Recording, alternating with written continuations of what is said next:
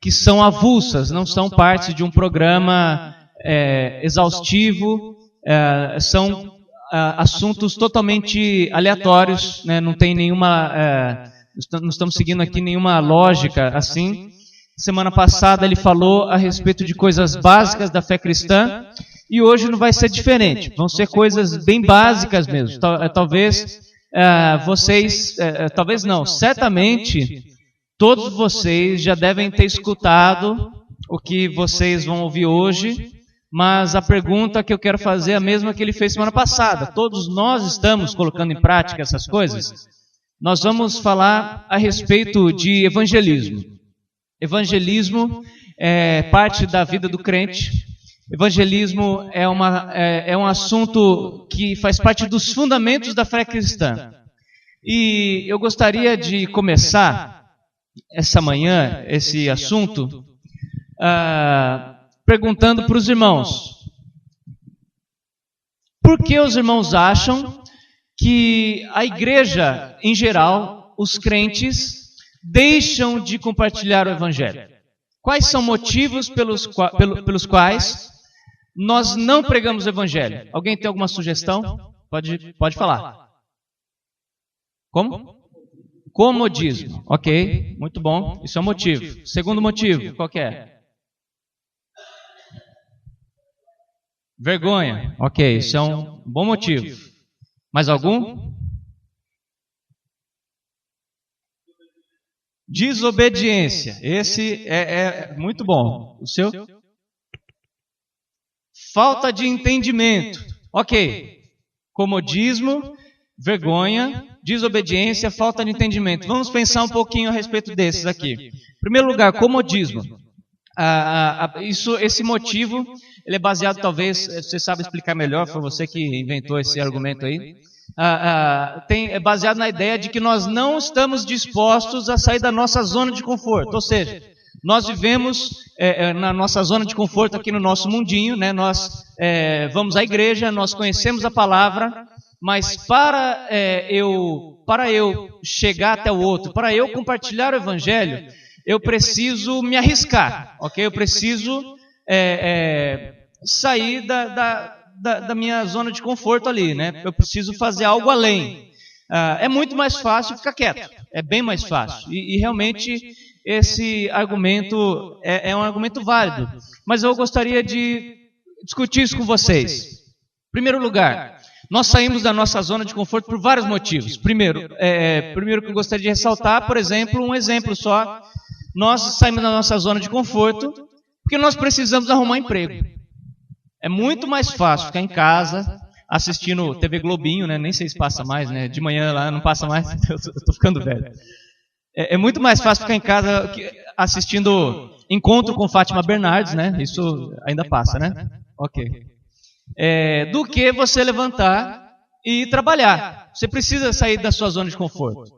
Então tem motivos pelos quais vale a pena sair do comodismo, né? Evangelismo, não, né? Evangelismo a gente não faz isso. Segundo argumento que nós falamos, vergonha. Ok. Vergonha é um bom motivo.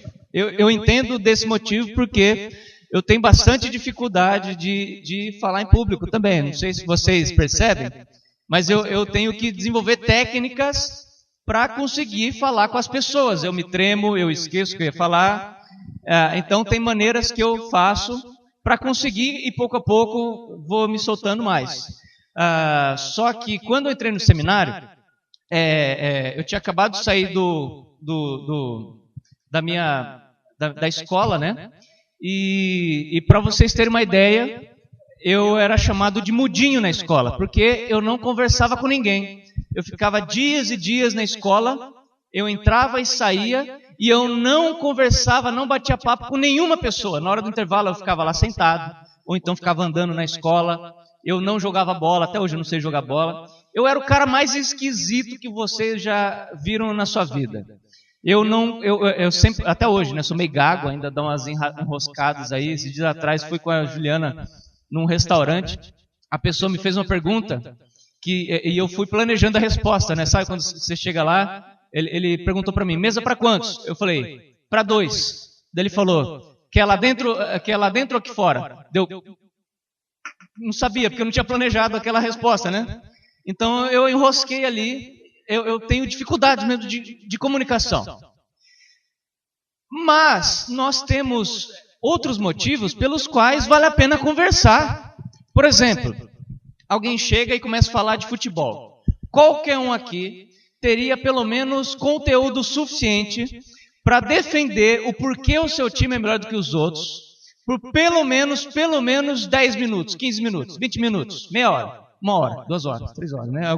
Alguns aí é muito mais. Mas pelo menos 10 minutinhos aí você conseguiria falar a respeito do seu time. Você tem argumentos para falar a respeito de suas posições políticas, você tem argumentos para desenvolver a respeito de vários assuntos. Ciência, física, ou algumas outras coisas totalmente mais desnecessárias, como videogame, Pokémon GO, né? Você consegue conversar, você tem posição, você tem seus argumentos e você desenvolve. Por causa de algumas dessas coisas, inclusive as pessoas tiram sarro de você, fazem piada de você, mas não tem problema. Você se defende ali. Mas o Evangelho nós temos dificuldade. Terceiro motivo. A desobediência. Esse eu achei fantástico. Desobediência. Esse é um bom motivo. Você não prega o Evangelho porque você é desobediente. Esse argumento é baseado na pressuposição de que a Bíblia nos dê ordens para que preguemos o Evangelho, e realmente dá, né? Nós podemos falar Marcos 16:15, e de pregar o Evangelho a toda criatura. Lá em Mateus 24, 18 a 20 diz, e de fazer discípulos de todas as nações, batizando em nome do Pai, do Filho e do Espírito Santo, ensinando a guardar todas as coisas que vos tenho ordenado.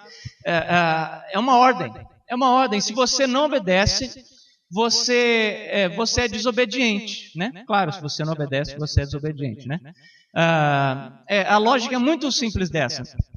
É interessante que existem ordens bíblicas que nós temos mais facilidade de obedecer.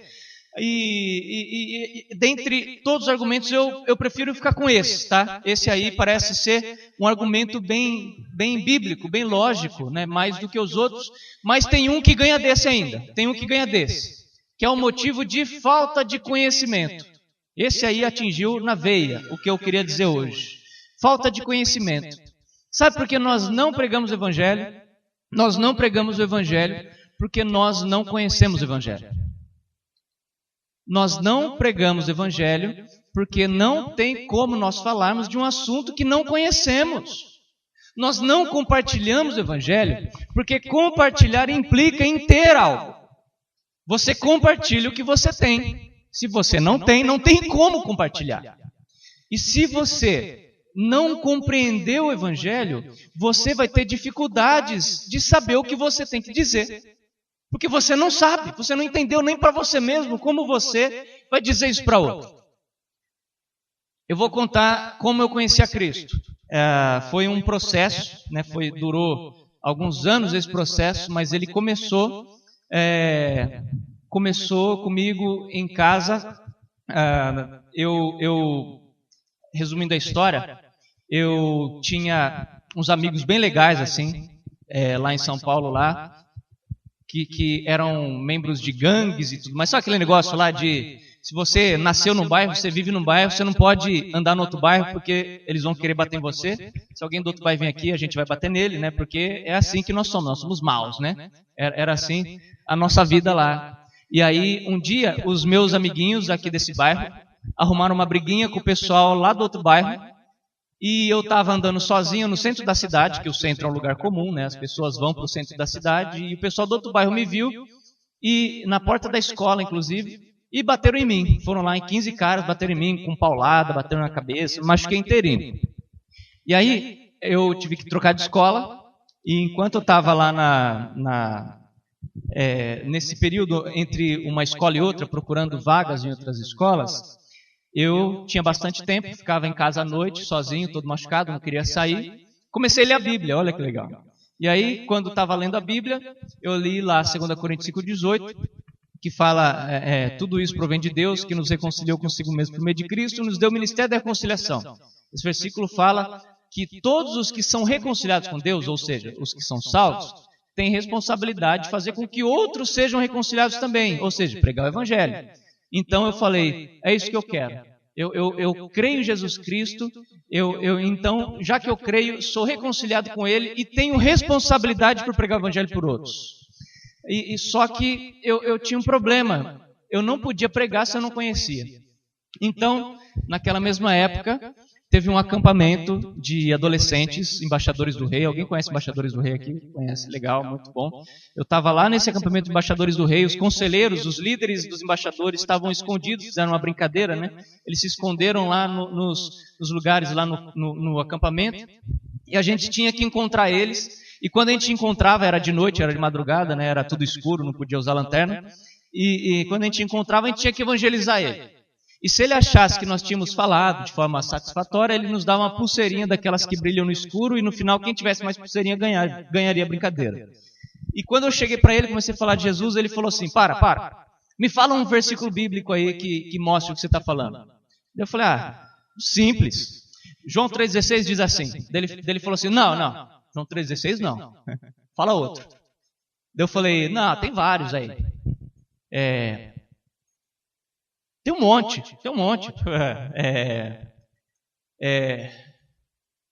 Não lembro de nenhum. Daí ele falou assim para mim, cara, você não sabe nenhum texto bíblico que fala sobre salvação, tirando João 3,16? Eu falei, não. Daí ele me disse assim, se você não sabe o que a Bíblia diz sobre salvação, em que você acredita? Porque somos salvos pela fé, ok? Fé é sempre fé em algo, né? Você precisa ter algo para você acreditar. E se você não tem nada em que crer, se você não tem a fé em algo, quem disse que você é salvo? Ele me falou. E aí, naquele momento, entrei numa crise muito séria. Eu falei, eu não tenho fé. Eu não sei em que eu creio. Eu não sei explicar isso. Eu não tenho como desenvolver uma conversa de 5 minutos a respeito de minha fé, porque ela não existe. Então, naquele momento, nessa crise violenta, eu tomei essa decisão de conhecer a palavra, de crer na palavra e de compartilhar a palavra. Por isso eu decidi me tornar missionário, por causa da palavra. Eu li ali, entendi que essa era a minha responsabilidade. Irmãos, o que eu vim falar para vocês é mais básico do que vocês pensavam. O erro nosso é pensar que evangelização ela é a respeito de como pregar o evangelho. O cerne da evangelização não é a comunicação. Está entendendo isso? O cerne da evangelização não é você saber formas criativas e eficientes de falar de Jesus para as pessoas. Eu não vim aqui para chegar para vocês e falar, gente, façam assim, assim, assado, porque quando você faz assim, assim, assado, as pessoas, elas aceitam Jesus, né? Usando até jargões aí do cristianismo moderno. Faz assim que não tem, é batata, a pessoa vai, não. O cerne da evangelização, o cerne do assunto de hoje, não é comunicação, mas é conhecimento. Conheçam o evangelho. Esse é o segredo do evangelismo. Esse é o segredo. Conheçam de ponta a ponta. Saibam de cor os versículos. Leia a Bíblia. Entenda o que você lê. Entenda para você mesmo. Porque se você entende para você mesmo, além de alcançar sabedoria para a sua salvação, você terá conteúdo, capacidade de compartilhar isso com outras pessoas. Eu conheci muitas pessoas que falavam de Jesus, sabiam até dar uma boa explicação a respeito do Evangelho, mas não tinham compreendido no seu próprio coração para a sua própria salvação. Eu, uma vez lá no Pará, eu estava lá, teve um programa que reunia várias igrejas ali. Igrejas evangélicas, históricas, denominações históricas, estavam lá presentes, dezenas delas, E então, enquanto eu estava nessa programação, era uma programação evangelística, cujo objetivo era levar visitantes para lá, para que não conheciam o Evangelho, para que lá eles ouvissem a respeito de Jesus. Esse era o objetivo. Chegando lá, eu comecei a abordar as pessoas, e as pessoas falavam assim: eu sou da igreja tal. Eu falava: que bênção, então você sabe então me dizer a respeito de como é necessário, o que é necessário acontecer na sua vida para que você seja salvo. Da pessoa falava: claro que eu sei. Eu falei: pois é, então me diga, de uma forma resumida, o que você pensa a respeito disso? As pessoas se tremiam, algumas não sabiam o que dizer, e quem dizia falava coisas que não tem nada a ver com o que a Bíblia diz. Por exemplo, tem que ajudar as pessoas, ir na igreja, né? Ajudar as velhinhas a atravessarem a rua, ser honesto nos negócios, não matar, não roubar, fazer essas coisas, certamente você vai ser salvo no dia do juízo. É isso que as pessoas dizem. Elas nunca leram Efésios 2,8, que diz: pela graça vocês são salvos mediante a fé em Cristo Jesus. Isso é dom de Deus, não vem de vós, para que ninguém se glorie. Né? Não é nada que eu e você possamos fazer que nos tornará salvo ou menos salvo. É algo em que Cristo fez por nós, que nos torna salvos ou não. Irmãos, conheço o Evangelho. Naquele dia eu fiz as contas. Eu abordei mais de 60 pessoas. Eu abordei entre 60 e 80 pessoas. Eu não sei direito, apesar de ter anotado o nome de todas as pessoas que eu conversei. Às vezes eu ia conversando e fazia rodas, né, em volta. E ficava bastante gente. Eu não tinha condições de ficar contabilizando ali o tempo todo. Não era uma coisa que eu estava preocupado. Estava mais preocupado em compartilhar o Evangelho. Abordei pessoas que faziam parte de viagens missionárias.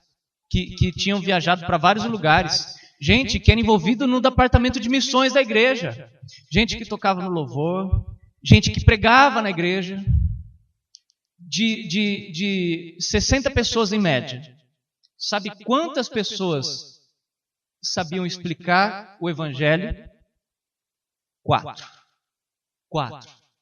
E eu não estou dizendo uma explicação teológica, que se esperaria de um pastor, um teólogo. Eu estou falando de salvação pela fé em Jesus. É só isso. Se alguém falasse assim: nós somos salvos por meio da fé em Jesus. Tá bom já, tá bom, tá legal, já é o suficiente. Essas pessoas não sabiam explicar o Evangelho. E aí eu já inicio de cara, perguntando para você, né?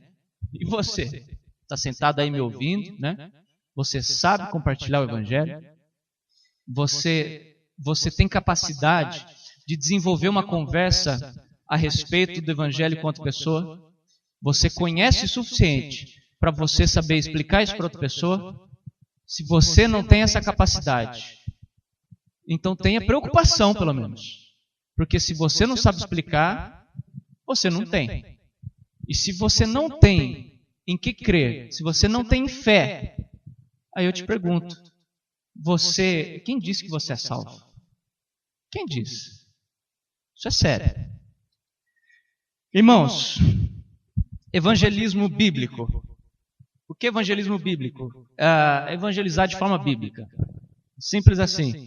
Quando nós compartilhamos o Evangelho, nós somos como porta-voz de Deus. Nós falamos aquilo que Deus diz para as pessoas.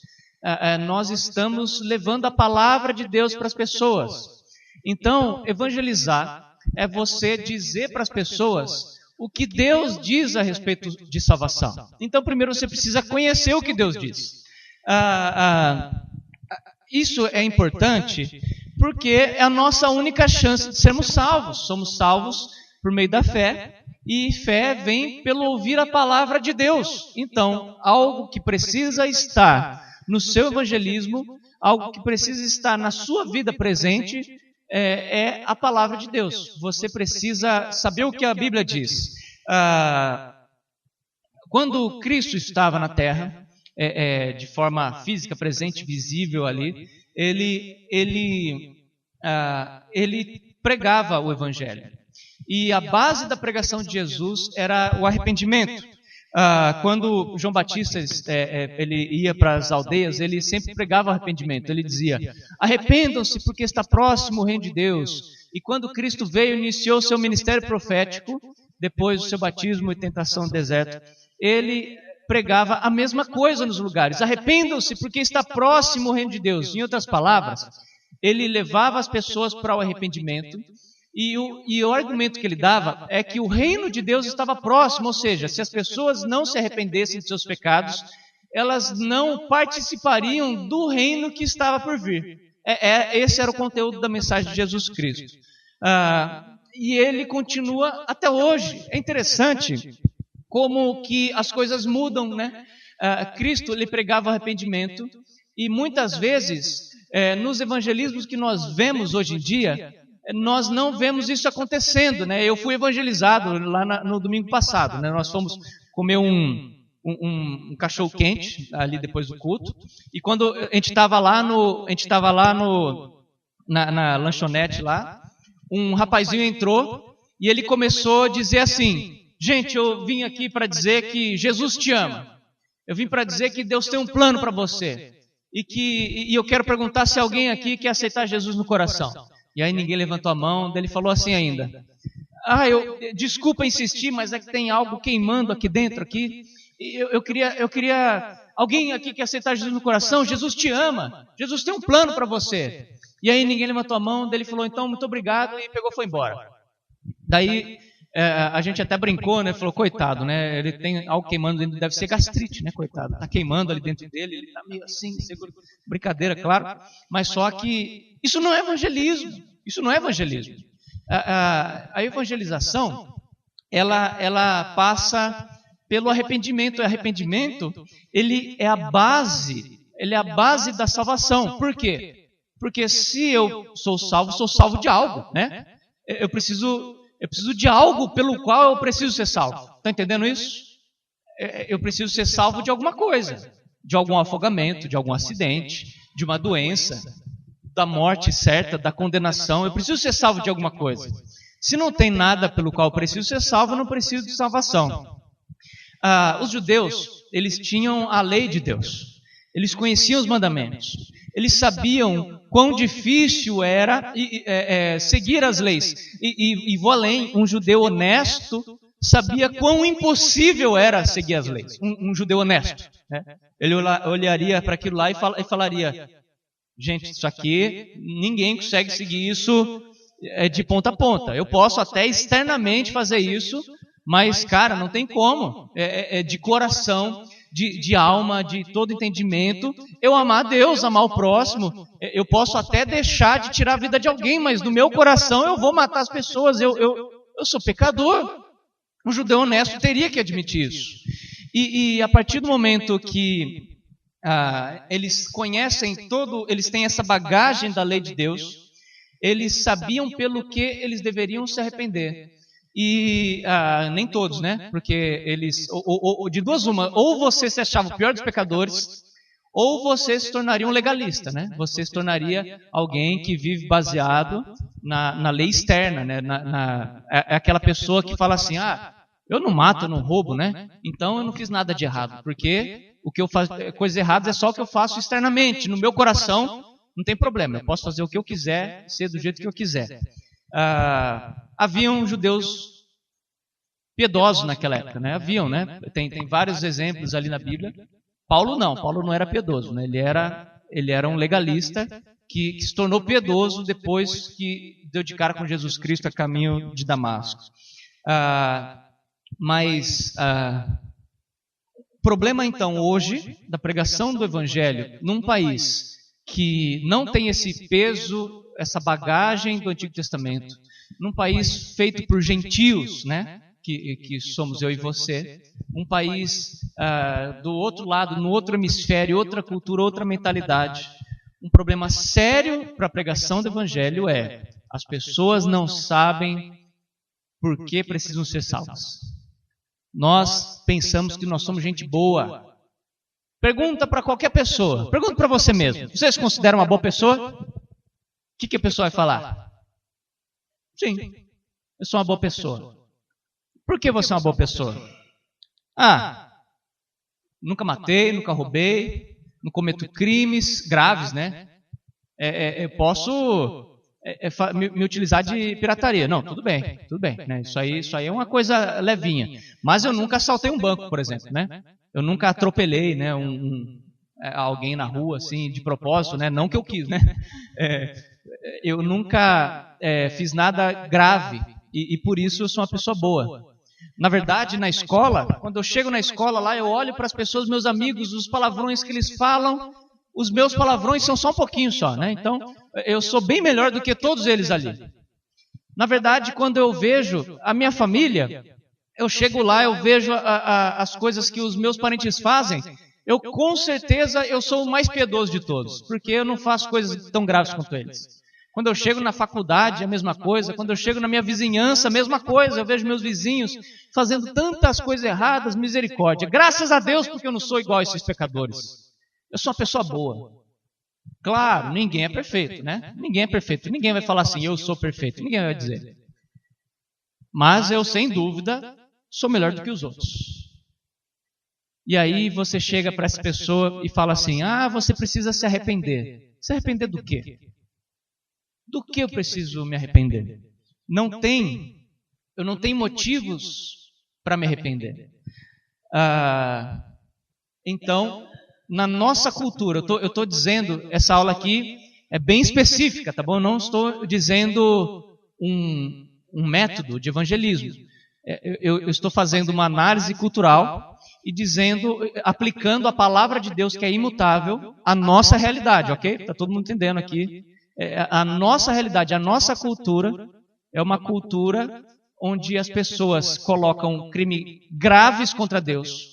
E se você não comete esses crimes graves, Deus gosta de você, né? Crimes graves, roubo, morte, né, assassinato, estupro, isso é grave. Que mais? Acho que pedofilia, né? Eu não sou pedófilo, né? Então, essas coisinhas que eu faço, aí Deus passa o pano, né? Deus fala, não, nem que eu precise ficar um pouquinho no purgatório ali, né? Para purificar algumas coisinhas outras ali, mas a gente entra no céu daí. Não é isso que a Bíblia fala. Não é isso que a Bíblia fala. Primeira coisa que nós precisamos compreender a respeito do Evangelho é do que nós precisamos nos arrepender. Em primeiro lugar, nós precisamos ter plena consciência do nosso pecado. Plena consciência do nosso pecado. Você se considera uma pessoa boa? Se você se considera uma pessoa boa, por favor, abra sua Bíblia e leia ela. Leia o que Deus acha de você. Vou te ajudar. Abra no capítulo 3 de Romanos. Abre aí agora. Nós já lemos já. Certamente vocês conhecem, capítulo 3 de Romanos, leia versículo 10 até o 12.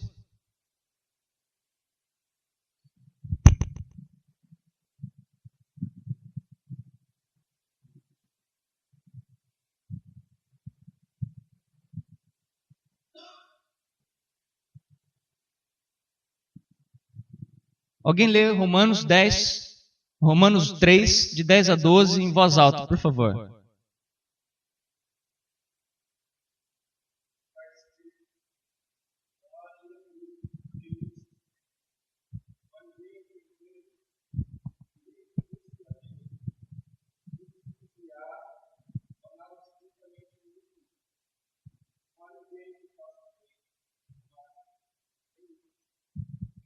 Olha o que a Bíblia diz a respeito de você. Como está escrito, não há justo, não há nenhum sequer. Todos se extraviaram, todos se desviaram.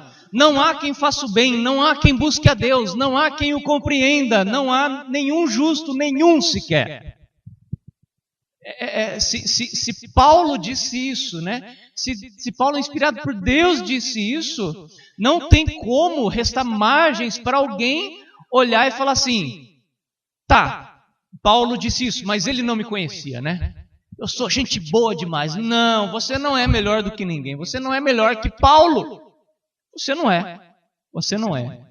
Não há justo. Do que Paulo está dizendo? Mas nem todos nós cometemos crimes graves. De fato, diante da sociedade, nós, com certeza, somos diferentes deles. Nós cometemos pecados, claro, ninguém é perfeito, mas provavelmente existem pecados graves que andam acontecendo por aí, dos quais nós não fazemos parte. E só de vocês estarem aqui hoje na igreja, num domingo de manhã, já diz que você tem uma moralidade maior do que as pessoas. Eu acredito, se você dizer que você é a pessoa mais moral, a pessoa mais corretinha da sua família, da sua escola, eu acredito. Tudo bem, não tem problema nenhum. O problema é que Deus não nos julga comparando com outras pessoas. Deus nos julga de acordo com a sua lei. Vamos olhar para a lei de Deus um pouquinho?